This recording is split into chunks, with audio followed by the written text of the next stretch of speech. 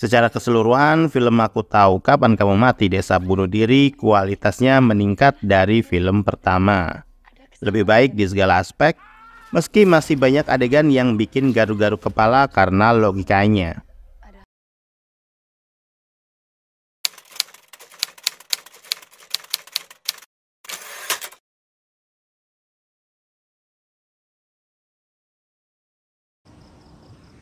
Ngapain di sini sendirian, Dek?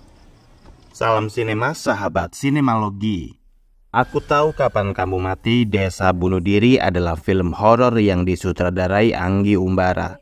Film ini dibintangi Natasha Wilona, Acha Septriasa, Marsha Arwan, Giulio Parengkuan, Ratu Felicia, Brit Timothy, Jajang Cenur, dan lain-lain.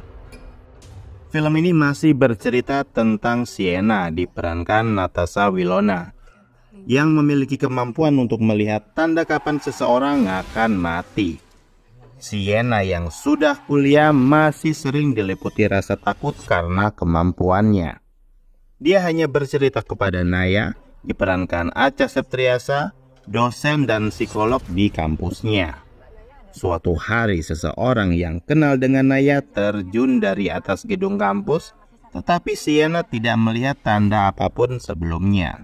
Peristiwa tersebut membuat Naya kembali ke kampung halaman, Desa Remetuk.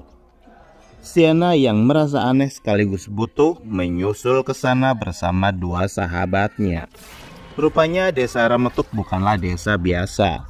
Banyak hal ganjil terjadi, dan yang paling menonjol adalah aksi bunuh diri warga silih berganti.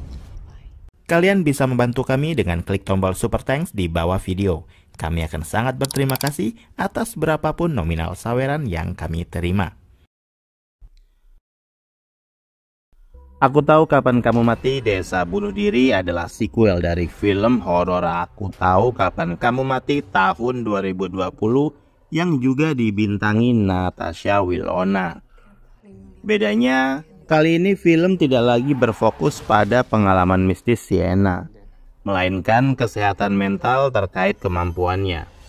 Juga masalah baru di Desa Remetuk, desa asal sang dosen.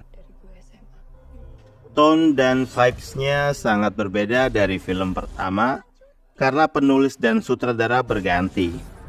Di tangan sutradara Anggi Umbara, level sadis dan gore lumayan mampus. Gaya editingnya juga menjadi lebih Anggi Umbara banget. Kalau film pertama hanya horor receh anak SMA, film kedua ini jadi folk horror lebih serius. Ceritanya lebih matang dan dewasa.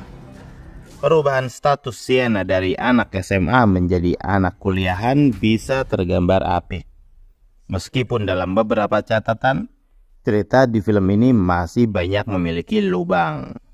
Level kepedulian Sienna terhadap Naya sang dosen juga terlalu tidak beralasan dan sangat lebay. Seakan-akan Sienna tidak punya siapa-siapa di kehidupannya. Kita sebagai penonton juga tidak mendapatkan alasan pasti kenapa rambut Sienna dicat biru. Mungkin sebagai kebutuhan cerita, warna biru diartikan sebagai simbol mencari kedamaian dan ketenangan, termasuk mempromosikan relaksasi fisik dan mental. Atau memang Sienna emang lagi pengen ngecat rambut aja ya. Film ini juga menyenggol isu kesehatan mental, tapi sayang tidak terlalu mendalam, hanya berhenti di lapisan luar saja. Film yang diadaptasi dari novel Wattpad karangan Arumi E ini memiliki beberapa kelebihan dari sekian banyak kekurangan. Selain perubahan kualitas akting Natasha Wilona menjadi lebih baik, film ini dibanjiri banyak talenta mumpuni.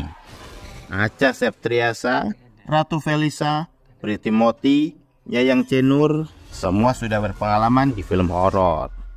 Semuanya juga aktor serius, jadi terasa berbeda sekali dengan film pertamanya.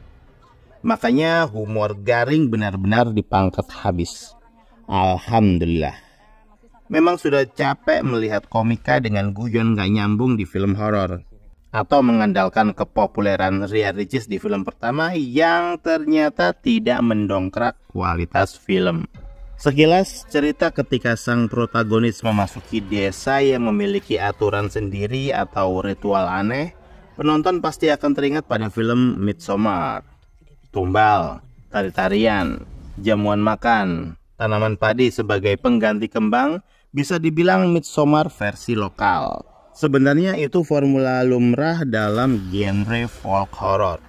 Ada mitologi tertentu di suatu wilayah yang dipandang aneh oleh orang luar. Hanya saja di film ini penonton kurang diyakinkan kalau desa Ramatuk itu desa pelosok yang jauh kemana-mana. Geografisnya kurang jelas, kehidupan masyarakatnya juga kurang dipaparkan. Kondisi sosial ekonomi warga sepertinya tidak kekurangan dan akses kemana-mana sepertinya juga tidak sulit. Seandainya hal-hal seperti ini lebih digali, cerita akan jadi lebih kuat. Untuk sinematografi film ini memang gayanya Anggi Umbara. Memang tidak pol-polan dan sedikit lebih kalem. Rentetan jumpscare juga standar dia. Diiringi musik dengan niat mengagetkan, dan secara umum scoringnya tidak ada mengesankan sama sekali. Tidak ada yang masih terngiang di kuping setelah menonton film ini. Mungkin bunyi efek genjerang-genjreng yang disetel kencang mengiringi adegan jumpscare yang bikin kaget plus kesel. Bahkan adegan nepuk pundak pun dijadikan jumpscare. Untuk makhluk halus atau monster atau apapun itu sepertinya banyak menggunakan practical effect. Makhluknya cukup creepy sekaligus unik. Adegan merangkak di atap juga praktis. Adegan gore juga meyakinkan. Secara keseluruhan, film Aku Tahu Kapan Kamu Mati Desa Bunuh Diri kualitasnya meningkat dari film pertama. Lebih baik di segala aspek, meski masih banyak adegan yang bikin garuk-garuk kepala karena logikanya. Dan satu lagi yang tidak bisa dilepaskan dari film tipe folk horror seperti ini, yaitu pasti ada adegan bakar-bakaran di babak ketiga. Sebuah formula yang sepertinya masih akan terus diikuti. Demikianlah video reaksi dari film Aku Tahu Kapan Kamu Mati Desa Bunuh Diri yang tayang di bioskop. Silahkan like, komen, dan subscribe. Cek akun media sosial Sinemalogi. Dan jangan lupa bersinema dahulu, bersenang-senang kemudian.